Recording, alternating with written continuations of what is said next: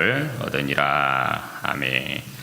다들 하셨습니까? 오늘은 쉰내, 구린내, 그 속 배움의 열정과 역사라는 제목으로 하나님 말씀 나누고 기도하도록 하겠습니다.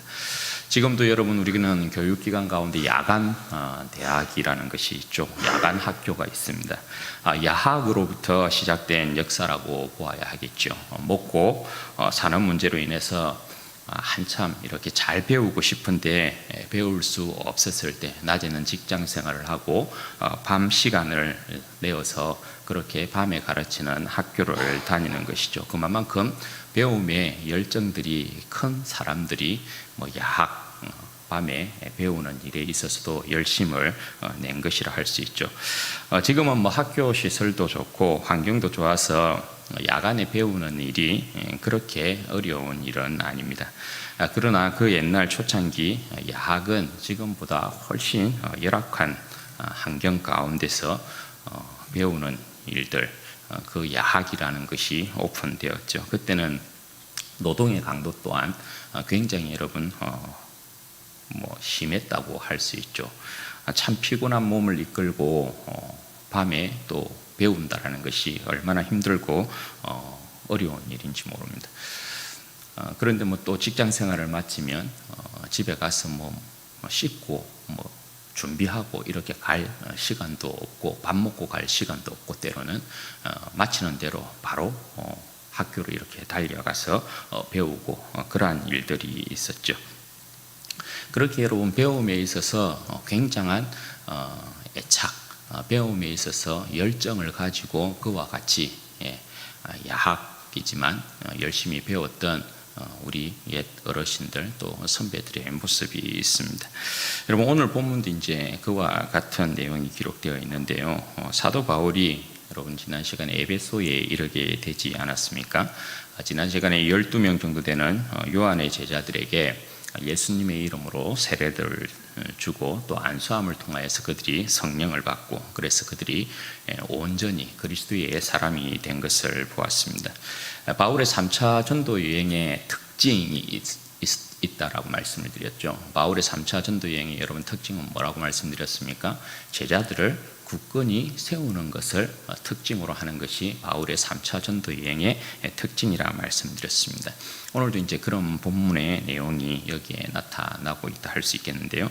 특별히 오늘은 사도 바울이 두란노 서원이라는 곳에서 제자들을 2년 동안 가르친 그 내용이 기록이 되어 있습니다. 그러니까 이 내용을 보면 가르치는 일에 있어서 얼마나 사도 바울이 집중했는가에 대한 부분을 알 수 있고 또 제자들이 사도 바울을 통하여서 얼마나 말씀을 배우려고 했는가에 대한 부분을 여기에서 알 수 있는 거죠. 바울이 에베소에 도착해서 초기에 한 석 달 정도를 회당을 다니면서 바울의 이제 전도의 방법들이 대부분 이제 그런 형태였죠. 먼저는 유대인의 회당을 찾아가서 하나님의 말씀을 전가하죠. 구원의 질서가 유대인으로부터 출발하기 때문에 그런 것이었죠. 3달 정도를 부지런히 회당을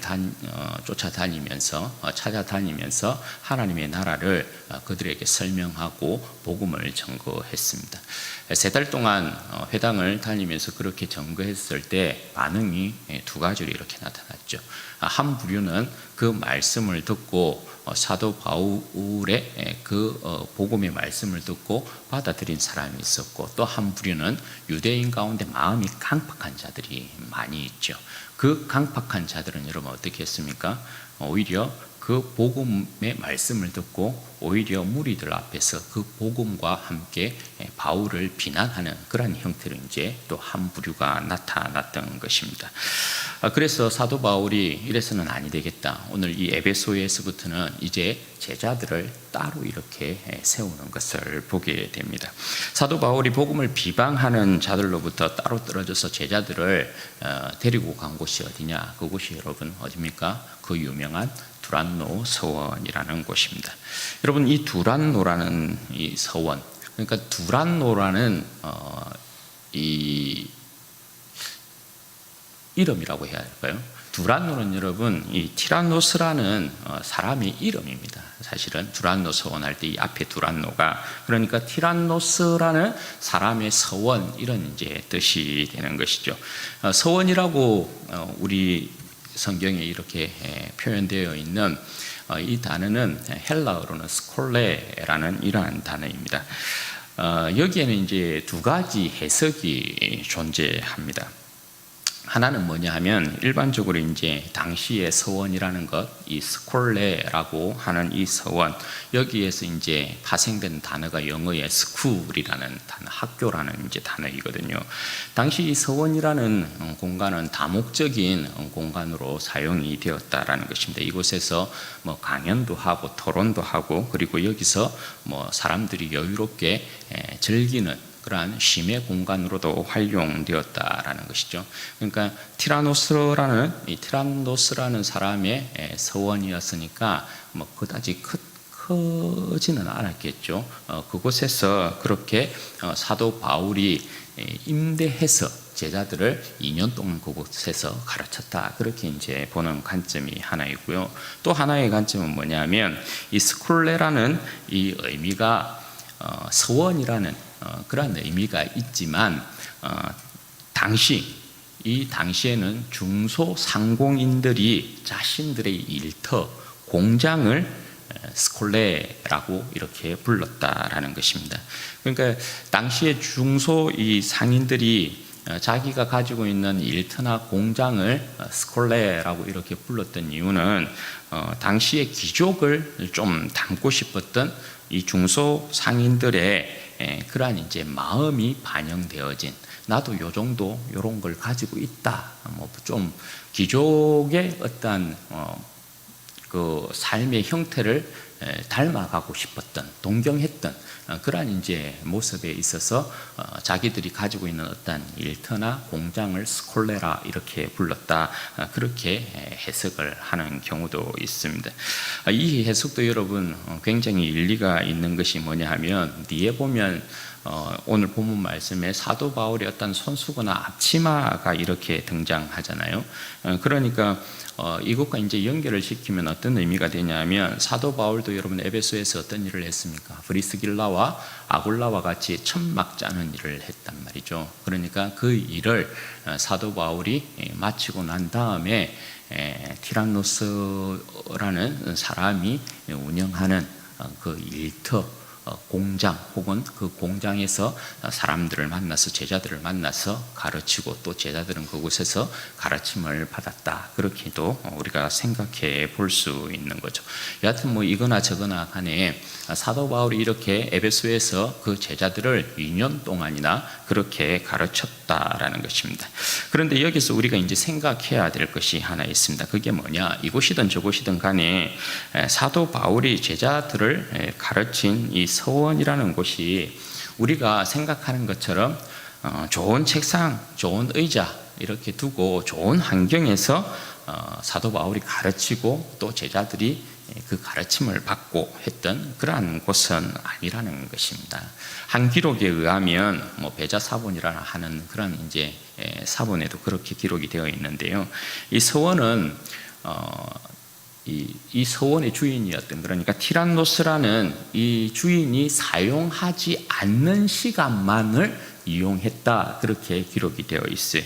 그 시간이 언제냐 하면 오전 11시부터 오후 4시까지를 이야기합니다. 왜 이 시간대만 허락이 되었느냐? 당시 에베소의 날씨에 있어서 뭐 지금도 그런 여름 한참 여름이면 그런 이제 시간들이 되겠지만 오전 11시부터 오후 4시까지는 더위 때문에 무더위 때문에 사람들이 활동하지 않은 시간이었다는 것입니다. 활동을 전혀 하지 아니하고 그냥 점심을 먹고 낮잠을 취하는 시에스타라고 하는 그러한 시간이었습니다. 그러니까 시에스타라는 시간에는 사람들이 모두가 다 일을 놓고 점심 먹고 그냥 편안하게 자는 시간이 오전 11시부터 오후 4시까지의 시간이었다라는 것입니다. 그런데 여러분 제자들을 가르치는 이제 공간이 없으니까 사도 바울이 택한 곳이 시에스타의 그 시간에 두란노 서원이었다라는 것입니다. 저는 이제 개인적으로 이 두 번째 두란노 서원이라는 것을 이야기할 때 이 티란노스의 공장이 아니었겠는가에 대한 부분에 더 의미를 둡니다. 그게 더 문맥상 의미가 맞는 것 같다는 생각이 들어요. 여러분 한번 생각해 보십시오. 푹푹 찌는 날씨 가운데 사람들이 이제 일을 제쳐두고 시에스타라는 시간에 사람들이 두란노 서원으로 모입니다. 공장으로 여러분 모입니다. 한번 여러분 생각해 보십시오. 그 당시에 사람들이, 제자들이, 에베소의 귀족들이 한가롭게 그곳을 찾아오는 것이 아닙니다. 거의다가 사회 밑바닥, 거센 노동의 어떤 삶을 노동을 해서 살아가고 있는 그러한 삶의 무리들이 거의 대부분이었을 것이에요. 여러분 그 두란노 공장으로 찾아올 때에 그 어떤 사람이 땀을 씻고 옷을 갈아입고 향수 이렇게 막 뿌리고 준비해서 여러분 찾아왔겠습니까? 그런 사람이 아무도 없었을 것입니다. 막 노동의 일을 하다가 그렇게 땀 뻘뻘 흘리면서 일하다가 부랴부랴 11시가 되면 그곳으로 찾아왔지 않았겠어요? 그러니까 그곳에 여러분, 그곳이 그다지 또 큰 공간이 아니었겠죠. 개인의 어떠한 조그마한 사업장이나 일터나 그렇게 되니까 그곳이 서원이라 하더라도, 그냥 일반적인 어떤 서원의 형태라 하더라도 개인의 서원의 형태는 그다지 공간이 크지 않았겠죠. 그럼 여러분 사람들이 막 그렇게 몰려들게 되어지면 그 공간에 여러분 어떤 일이 일어나겠어요? 그 무더위 속에 땀을 비질비질 흘리고 이렇게 오면 온갖 땀 냄새가 여러분 그게 식어지면 굉장히 신내가 많이 나잖아요. 저는 좀 냄새에 약한 편인데 그 신내 나는 것 참 어떻게 보면 이게 참 참기 힘든 그런 냄새거든요. 신내만 여러분 났겠어요? 다 사회 밑바닥에서 일하는 사람들의 이 모양 저 모양의 어떤 그런 모습들, 그 가운데 여러분 구린내도 나고 이 모양 저 모양 냄새들이 굉장히 많이 났겠죠. 그리고 여러분 그 푹푹 찌는, 지금처럼 에어컨이 있습니까? 그 푹푹 찌는 그 더위에 그곳에서 모여서 말씀을 듣는다라는 것, 가르침을 받는다라는 것, 결단코 여러분 쉬운 일이 아니었을 것이라는 거예요. 그런데 여러분 사도 바울도 그러하고 오늘 이 제자들도 그러하고 이들에게는 그런 환경이 전혀 문제가 되지 아니하였다라는 것입니다. 그들이 복음의 말씀을 들음에 있어서, 가르침을 받음에 있어서 저들 가운데 나는 온갖 땀냄새나 신내나 어떤 구린내나 온갖 악한 역하고 그런 어떤 냄새들, 그런 것들이 전혀 저들에게는 문제가 되지 아니하였다라는 것입니다. 저들에게는 그보다 훨씬 더 중요한 게 있었다는 거죠. 여러분 그게 뭐라는 거예요? 하나님을 아는 지식이요. 하나님의 지혜의 총체이신 예수 그리스도와 그의 십자가, 그 복음의 말씀을 그토록 그들은 사모하고 가르침 받기를 소망했다는 거예요. 예수 그리스도의 십자가의 죽음과 부활의 그 비밀을 깨우치고 배우고 싶어하는 그 열망이 저들의 그 어떠한 부분에 있어서 막을 수 없었다는 거예요. 환경이 저들에게는 문제가 되지 않았다는 거예요. 그런 어떠한 조건이라는 게 저들에게 문제가 되지 아니하였다는 거예요. 오히려 예수 그리스도의 십자가의 죽음과 부활에 대한 그 하나님의 그 복음의 비밀을 알고 싶어하는 그 모든 열정이 뭐라는 거예요? 저들의 모든 열악한 환경들을 다 잡아먹었다는 거예요. 가르치는 이도 배우는 이도 오직 예수 그리스도의 복음을 향한 열정으로 하나가 되어 있었던 곳이 여러분 어디라고요? 두란노 서원이라는 곳입니다. 우리가 그냥 일반적으로 생각하는 것처럼 그냥 유유자적한 그러한 좋은 환경 가운데서 교수가 가르치는 듯 학생이 배우는 듯 그런 곳이 여러분 두란노 서원이 아니었다는 거예요.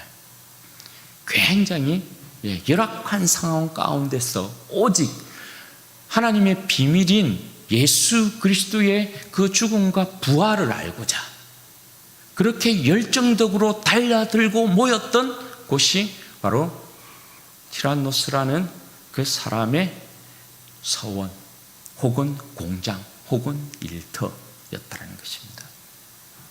그렇게 여러분, 에베소 사람들이, 사도 바울이 에베소에 있는 제자들을 몇 년 동안 가르쳤다고요? 2년 동안이요. 그게 매일매일 여러분 반복되는 그러한 일상이었다는 거예요. 가르치고 배우고 그러한 삶이 2년 동안 계속되었다는 것입니다. 그로 인한 여러분 결과가 뭐냐? 아시아에 있는, 이 아시아는 지금 이제 소아시아 지방, 터키 지방을 이야기하는 것이죠. 아시아에 있는 유대인이나 헬라인들이 다 주의 말씀을 들었다라는 것입니다. 그런 일들 가운데 하나님께서 그 가운데 어떤 일을 하나님이 나타내십니까? 바울의 손으로 놀라운 능력을 일으킵니다. 12절 말씀에 보면 바울의 몸에서 손수건이나 앞치마를 가져다가 병든 사람에게 얹으면 그 병이 떠나가고 악기도 나가더라는 것입니다. 여러분, 이것이 뭘 이야기하는 것입니까? 여러분, 사도 바울도 앞에서 말씀드린 것처럼 브리스길라와 아굴라와 같이 천막 짜는 직업을 가지고 있었지 않습니까? 그 좁은 공간에 이동하는 거 여러분 절대 쉽지 않았겠죠. 많은 제자들이 이렇게 모여있는 그 상황 가운데 이동하기 쉽지 않았을 것이에요.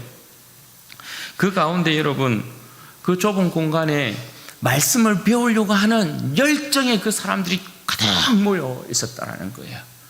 그런데 여러분, 좁은 공간에 이동하기 쉽지 않는 그런 상황, 그래서 하나님께서 사도 바울을 통해서 희한한 능력을 행하게 하시는 거예요. 그게 여러분 뭐라고요? 사도 바울의 손수건 앞치마를 가지고 왔는데 막 이렇게, 그게 여러분 뭘 생각나게 만듭니까? 복음서에 혈루증, 12의 혈루증 앓은 여인이 예수님이 옷깃만 만져도 구원을 얻겠다라는 그러한 여러분 믿음이 있었잖아요. 그런 것처럼 그 배움의 열정 가운데 있는 예수 그리스도를 알고자 하는 그 말씀이 그 지배하고 있는 그 공간에 주님을 향한 뜨거운 사랑 가운데, 막 열망 가운데 그 모여있는 사람들, 그 가운데서 하나님께서 사도 바울을 통하여서 그 희한한 일을, 손수건을 만져도 앞치마를 가지고 되어도 병든 자가 낫고 귀신이 떠나가고 하는 그러한 역사가 막 일어나는 거예요. 그러니까 말씀이 충만한 곳에, 하나님의 말씀이 충만하고 말씀이 지배가 있는 그곳에 악한 것이 있을 수 없는 거죠. 그걸 사도 바울을 통하여서 하나님께서 그 일을 행하셔요. 그건 또한 사도 바울을 누구라고 지금 증거하고 있는 것입니까? 사도 바울을 예수님께서 세운 사도다라는 것을 증거하는 것입니다. 이거는 예수님의 사도라는, 바울이 예수님의 사도라는 사도적 권세를 증명하는 거거든요. 사도 바울을 통하여서 이 일을 행하시는 거거든요. 주님께서 보내신 주님의 그 권세와 이름과 영광을 가지고 있는 그 사도 바울을 통하여서 그와 같은 일을 행하신 것이에요. 여러분, 이 내용이 사도 바울이 행했으니까, 성경에 기록되었으니까 지금 우리도 행할 수 있다, 그것을 여러분 이야기하려고 하는 것이 아닙니다. 지금도 일어나는 일이다라는 것을 이야기하려는 것이 여러분 절대 아니에요. 하나님께서 사도 바울을 통해서 이런 능력을 이제 행하게 되니까 이런저런 사람들이 이제 사도 바울을 흉내냅니다.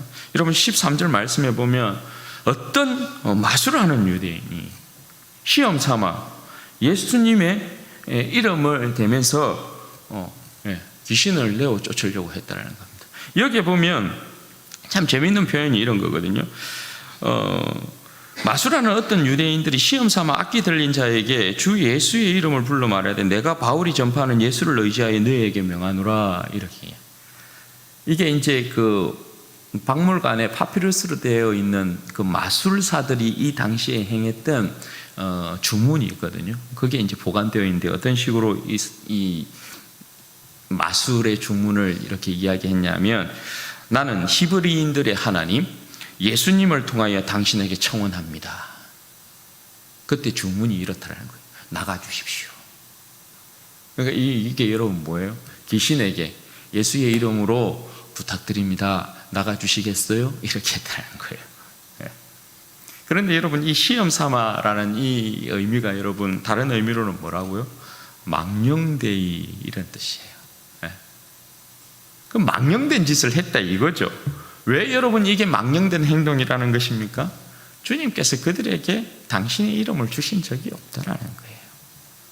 주님께서 이 마술을 행하는 유대인들에게 주님의 권세를 주신 적이 없다라는 거예요. 그런데 이들이 어떻게 했다고요? 예수의 이름을 덜먹거렸다라는 거예요. 그리고 귀신을 내어 쫓으려고 했다라는 거예요. 그게 망령된 짓이라는 거예요. 망령된 짓. 그리고 14절에는 여러분 어떤 내용이 있어요? 유대의 한 제사장의 아들이 그 제사장 스게와의 그 7 아들요. 스게와의 7 아들이 그런 짓을 합니다. 그러니까 여러분, 이게 웃었거든요. 귀신도, 이 악령도 굉장히 웃었거든요. 그래서 어떻게 이야기했다고요?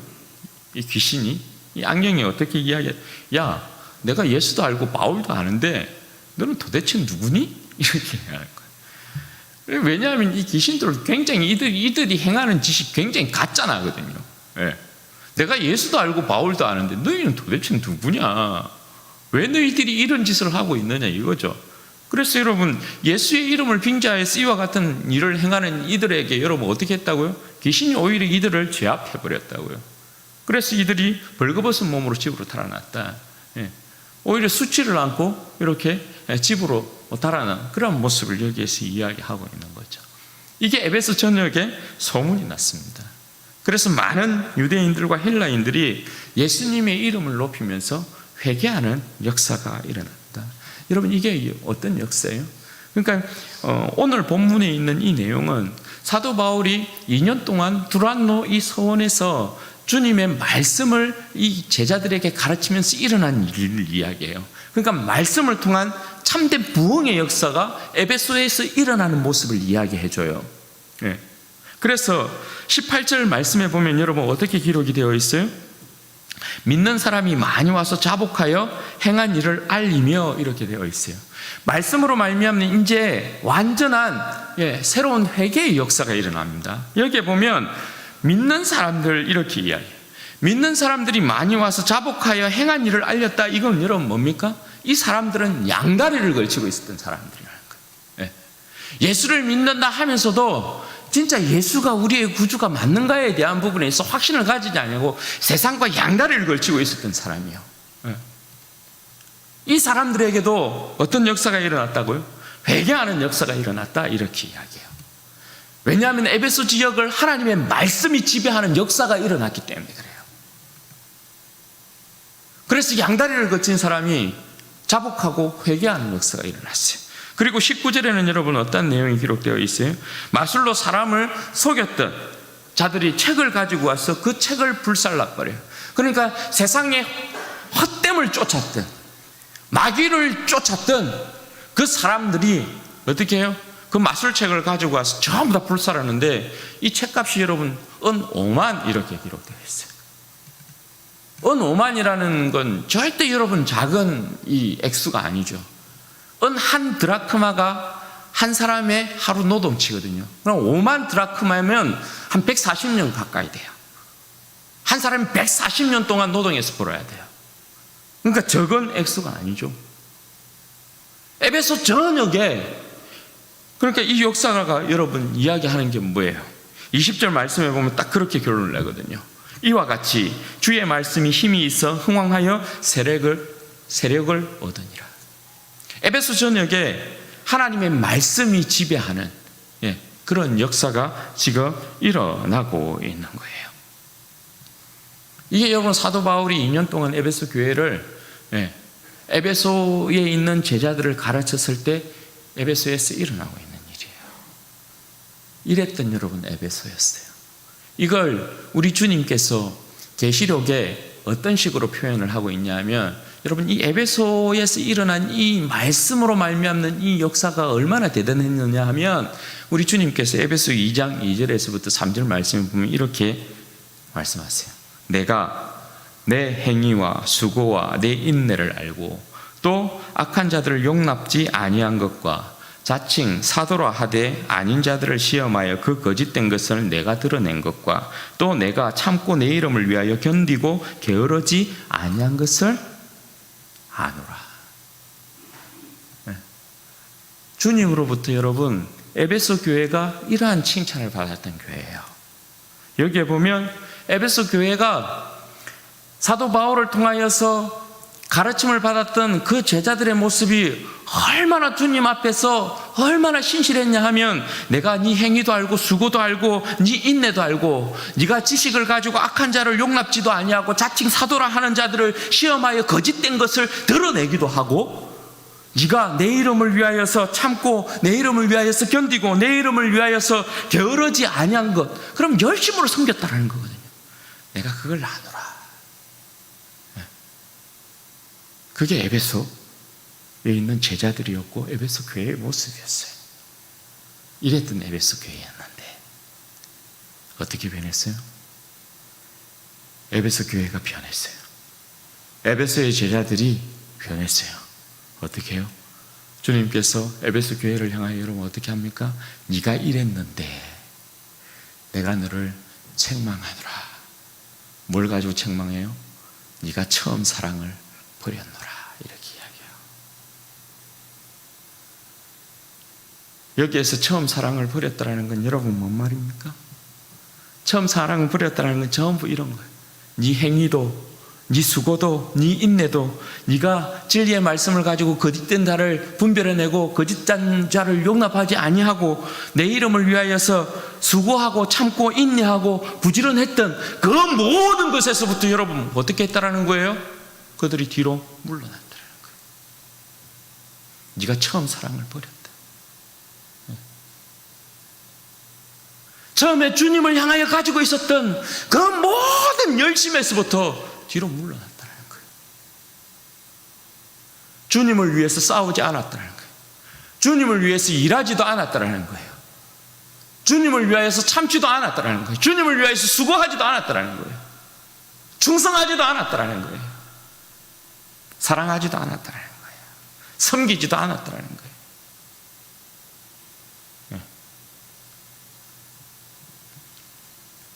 그래서 주님께서 야, 어디서 떨어졌는지 생각해. 너의 사랑이 어디에서 떨어졌는지를 생각해야 돼. 그렇지 않으면 내가 촛대를 옮겨버릴 거야.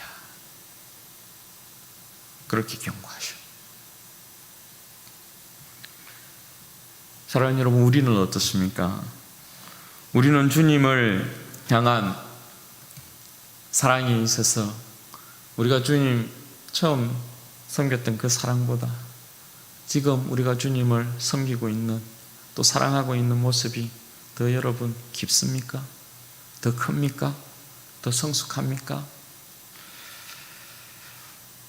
처음에는 말입니다. 뭐 다 그런 우리 성도들이 다 그런 열심이 있었잖아요. 말씀에 대한 거죠. 사모함들 굉장히 컸죠. 말씀을 사모했던 그런 마음들이 굉장히 컸잖아요. 우리에게 여러분 뭐 환경이 어떤 조건이 여러분 문제가 되었습니까? 우리에게 여러분 뭐 시간이 문제였습니까? 하나님 말씀을 사모함에 있어서 우리의 어떤 여러분 뭐 거리가 문제였습니까? 우리의 뭐 어떤 돈이 문제였습니까? 우리의 어떤 뭐 직장 생활의 어떤 바쁨이 문제였습니까?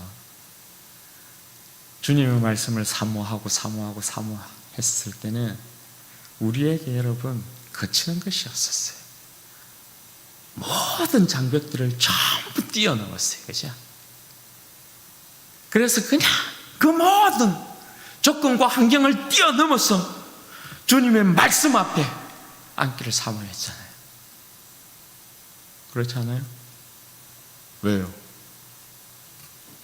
그 말씀으로 말미암아 예수 그리스도의 십자가의 그 지혜, 그 지식, 하나님의 그 지식의 비밀의 총체이신 예수 그리스도를 알면 할수록 내 심장은 더욱더 뜨거워졌고 내 심장은 주님을 향하여 더욱더 불붙는 마음이 일어났고, 그 뜨거운 마음이, 그 뜨거운 열정이 이 세상을 넉넉히 이기게 만들었고, 주님을 위한 싸움을 싸우게 만들었고, 이 세상을 이기게 만들었으니까요.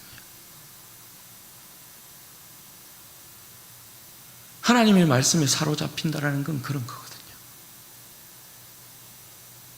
하나님의 말씀의 영광에 사로잡힌다라는 건 여러분 그런 거예요. 우리 다 그런 경험 있죠. 제가 우리 성도들 이야기 들으면 그 지하에 있을 때부터 비 내리면 막 비 쫄쫄쫄 새고 그 열악한 상황 가운데서도 그게 문제가 아니었더라, 그죠? 말씀에 대한 사모함이 그 모든 것들을 다 삼켰잖아요. 신내고 구린내고 그게 뭔 문제가 되었어요. 그런 문제 아무것도 아니었어요. 여러분, 우리의 주님을 향한 사랑이 어디에서 떨어졌는지를 여러분 생각하셔야 돼요. 그리고 여러분, 말씀을 정말 사모함 가운데 나서야 돼요. 제가 제자 훈련하면서 한 번씩 우리 제자 훈련생들에게 그런 표현 쓰거든요.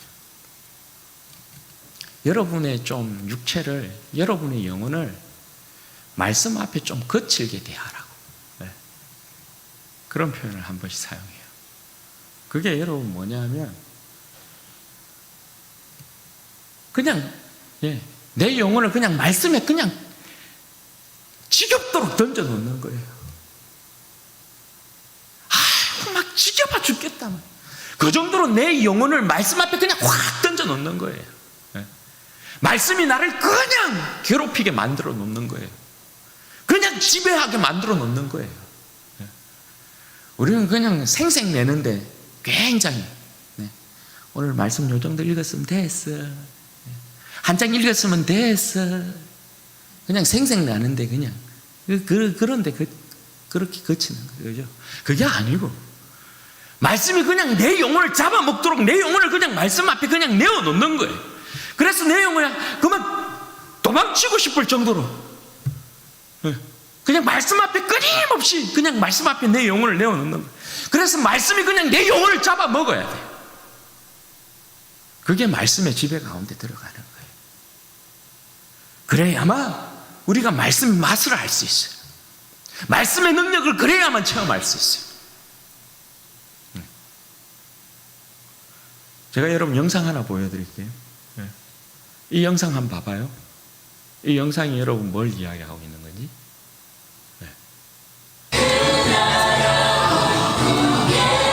이 영상 보신 분도 있을 텐데 한번 봐봐요. 바울의 손수건, 바울의 손수건, 잘 보이십니까? 바울의 손수건. 이게 지금 뭐하고 있는 거냐면 오늘 본문 말씀에 이 내용이에요. 어떤 목사님이 그 영성 수련이니 거기 손수건을 쫙 이렇게 손수건 가지고 이렇게 한 분씩 나와 보실래요? 저도 이거 할 수 있는데. 바울의 손수건 뭐 흥급 손수건 가지고 바울의 손수건 하고 이렇게 넘어가고 있어요. 여러분, 저는 뭐같이 보여요? 이게 성령의 역사처럼 보여요? 여러분, 절대 속으시면 안 돼요. 여러분, 여기에 저는 저걸 처음에 보고 딱 이와 같거든요. 마술하는 한 유대인의 모습, 망령되이 행하는 유대인의 그 모습이나 스게와의 7 아들하고 똑같다고 보여요. 그런데 저렇게 넘어간다니까요. 저기에 여러분 말씀의 영광이 지배하고 있는 그 영혼들을 지배하고 있는 모습들이 여러분 보여요? 저는 저기에 뭐만 보니 껍데기만 보여요. 신비주의적인 요소만을 추구하고 있는 그 껍데기만 보여요. 딱 귀신이 가지고 놀기에 딱 좋은 형태.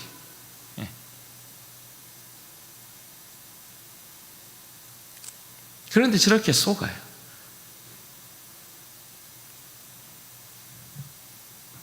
여러분 기억하셔야 돼요. 말씀의 영광이라는 것은요, 저런 어떤 광란의 역사를 이야기하지 않습니다. 네.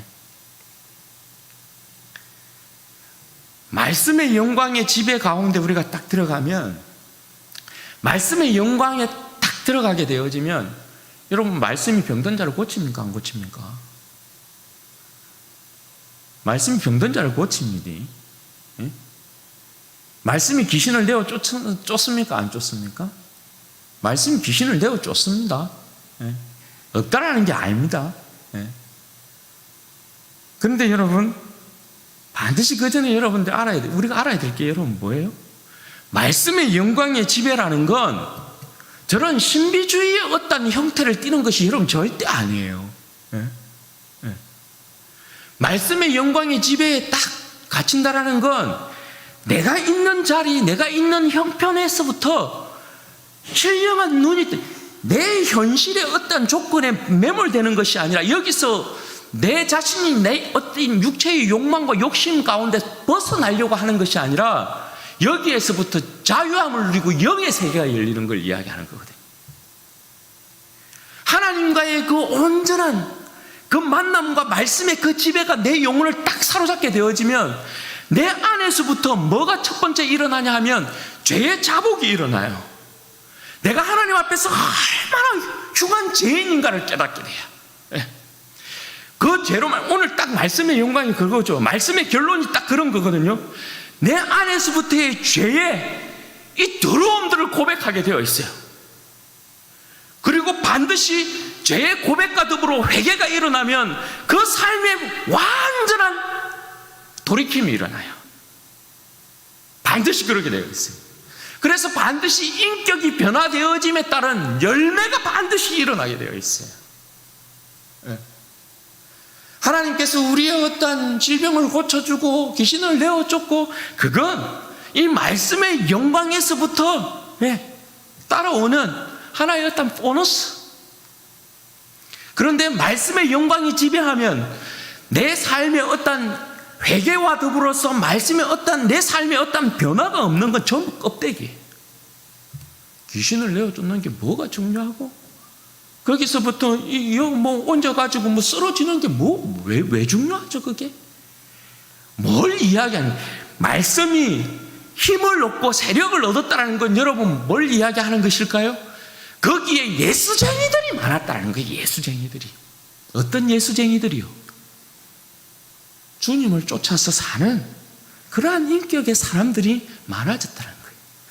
이 세상을 추구하지 아니하고 이 세상과는 다른 방법과 방식으로, 다른 사고로, 다른 생각으로 살아가는 낮은 자리에서 사랑하며 섬기며 살아가는 사람들이 많았다는 거예요. 말씀의 지배라는 건 여러분 그런 거예요. 세례 요한이 여러분 초창기에 그 백성 가운데 회개의 세례를 전파했었을 때 누가복음에 보면 여러분 어떤 역사가 일어납니까? 그 사람들이 요한의 세례를 받고도 일어나요. 우리가 어떻게 살아야 합니까? 세례 요한이 여러분 뭐라고 이야기하죠? 2벌 옷 가진 자는 없는 자에게 1벌 나눠주고 먹을 것 가지고 있는 자는 없는 자에게 나눠주고 세리는 정직하게 부과된 세금만 거두도록 하고 군인은 강탈하지 말고 고소하지 말고 그런 짓 하지 말라는 거예요. 여러분 회개의 세례를 전파했었어도 그것만 전파했었어도 사람들의 인격에 있어서 삶에 있어서 변화가 따라왔어요. 하물며 여러분 예수 그리스도의 이름으로 세례를 받고 예수 그리스도의 진리의 말씀으로 무장되고 진리의 말씀을 배우는 주의 백성이 있는가? 왜 예수 그리스도의 이름으로 세례를 받고 예수 그리스도의 진리의 말씀을 배우는 백성에게 삶의 변화가 일어나지 않는가? 아이러니하지 않아요? 그렇게 되면 여러분 안 된다는 거예요.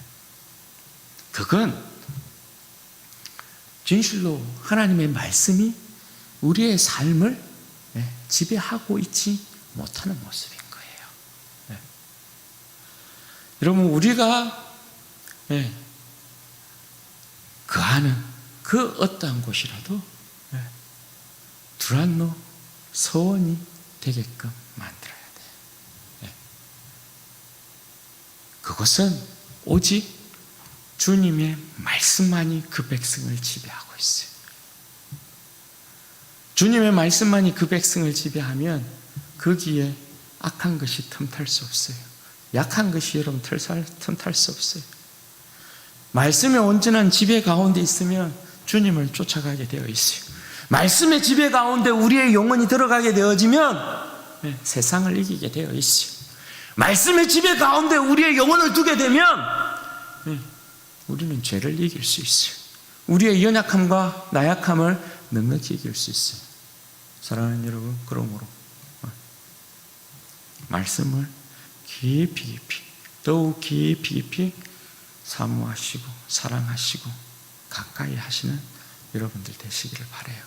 그래서 말씀에 지배받는 나의 삶, 말씀이 이끄는 나의 삶, 말씀으로 인도함 받는 나의 삶이 내가 세상 사람들에게 예수쟁이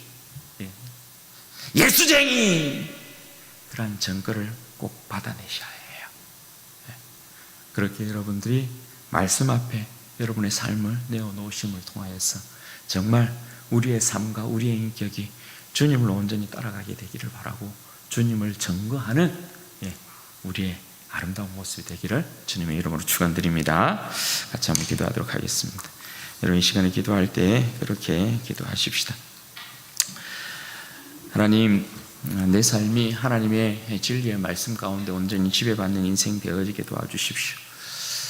여러분, 말씀의 은혜가 떨어지면 여러분들이 말씀을 가까이 대하는 것도 그러하고요, 말씀을 듣는 것도 그러하고요. 말씀의 은혜가 떨어지면 에베소 교회와 같은 그런 모습 그대로 나타나게 되어 있어요. 행위와 수고와 인내와 여러분 참고 견디고 게으르지 아니하고 거짓을 분별해내는 그러한 능력들 다 여러분 잃어버리게 돼요. 그게 아니고 하나님, 내 삶이 진리의 말씀 가운데 더욱더 무장하고 주님의 진리의 말씀을 더욱더 간절히 사모하는 인생 되게 도와주셔서 주님의 진리의 말씀 가운데 지배받는 인생 되어질 수 있도록 하나님 역사하여 주시기를 원합니다. 말씀의 영광이 사로잡히는 자가 되어지게 도와주셔서 반드시 이 영혼으로 하여금 주 예수를 따르는, 내 죄를 자복하고 회개하고 삶을 돌이키고 주님을 따라가는 복된 인생으로서 내가 이 땅을 살아낼 수 있도록 은혜와 복을 주옵소서. 우리 주의 한번 부르주고 기도하십시다. 주여.